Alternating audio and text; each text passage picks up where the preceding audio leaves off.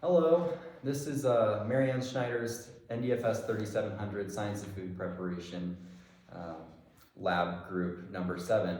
My name is Matthew and I'm a senior. My name is Melody and I'm a junior.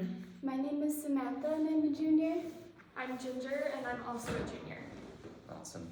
So the purpose of our experiment was to evaluate the effect that 4 different cooking methods had on the aroma, taste, color, texture, and moisture content of chicken breasts.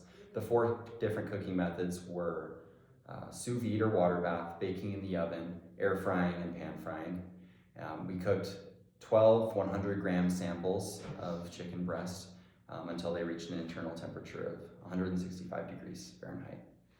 So as Matthew was saying, we kind of tested overall like the tenderness, the flavor, the aroma, and these are all things that we put on a sensory ballot. And overall, our sensory panelists had really great things to say to us and overall feedback. Everything was kind of ranked in that moderate section where it was a good aroma, a good desirable amount of tenderness and chewability, and like perfectly juicy. The only one true outlier was our baked method, and that was found to be too weak of an aroma, too weak of a flavor, and a little bit too tender for our panelists. And for the objective test, the Warner-Bratzler shear was used to measure tenderness, and the moisture loss was calculated for the juiciness of each sample.